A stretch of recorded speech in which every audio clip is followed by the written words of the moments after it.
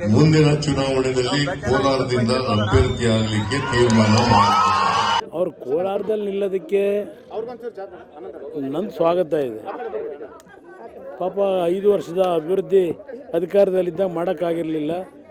ಈಗ ಕೋಲಾರದಲ್ಲಿ ಅಭ್ಯರ್ಥಿಗಳಾಗಿ ನಿಂತು 5 ವರ್ಷದ ಅಭಿವೃದ್ಧಿ ಮಾಡ್ತೀವಿ, ಎಂಟೈರ್ ಕೋಲಾರ ಜಿಲ್ಲೆ ಸರ್ವತೋಮುಖ ಅಭಿವೃದ್ಧಿ ಮಾಡ್ತೀವಿ ಅಂತ ಈಗಲಾದರೂ ಹೇಳಿದ್ದಾರೆ. ಅದು ಪಾಪ ಅವರು ಅವ್ರಿಗೆ ಸೇರಿದ್ದು. ನಾನು ಅದ್ರ ಬಗ್ಗೆ ಲಘುವಾಗಿ ಮಾತಾಡಲ್ಲ. ಕೋಲಾರದಲ್ಲಿ ನಿಂತಿದ್ದಾರೆ, ನಮ್ಮ ಅಭ್ಯರ್ಥಿನೂ ಇದ್ದಾರೆ.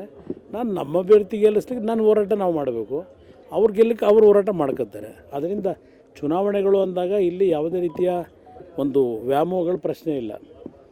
ಇವತ್ತು ಕುರುಕ್ಷೇತ್ರದಲ್ಲಿ ಕೃಷ್ಣ ಏನು ಅರ್ಜುನನಿಗೆ ಹೇಳ್ತಾನೆ, ಅದೇ ನನ್ನ ಕೃಷ್ಣನ ಸಂದೇಶ ಏನಿದೆ ಭಗವದ್ಗೀತೆಯಲ್ಲಿ ಹೇಳಿರ್ತಕ್ಕಂಥದ್ದು. ನಮ್ಮ ಕರ್ಮ ನಾವು ಮಾಡಬೇಕು, ಕರ್ಮ ಮಾಡೋಣ, ಮುಂದೆ ಜನ ಏನು ತೀರ್ಮಾನ ಮಾಡ್ತಾರೆ ನೋಡೋಣ. ನನಗೆ ಕೋಲಾರದಲ್ಲೂ ನಮ್ಮ ಅಭ್ಯರ್ಥಿ ಇವತ್ತು ಚುನಾವಣೆಯಲ್ಲಿ ಜನತೆಯ ಆಶೀರ್ವಾದದಲ್ಲಿ ಗೆಲ್ತೀವಿ. ಕೋಲಾರ ನನಗೇನು ಸಮಸ್ಯೆ ಇಲ್ಲ. ನಾನು ಅವ್ರು ಸೋಲ್ತೋ ಗೆಲ್ತಾರೋ ನನಗೆ ಸಂಬಂಧ ಇಲ್ಲ. ನನ್ನ ಅಭ್ಯರ್ಥಿ ಗೆಲ್ಲಬೇಕಲ್ವಾ? ಅದಕ್ಕೆ ಕೋಲಾರ ಜಿಲ್ಲೆ ಜನತೆಯ ವಿಶ್ವಾಸ ಗಳಿಸಬೇಕು. ಆ ವಿಶ್ವಾಸ ಗಳಿಸಲಿಕ್ಕೆ ನಾವು ಪ್ರಯತ್ನ ಪಡ್ತೀವಿ.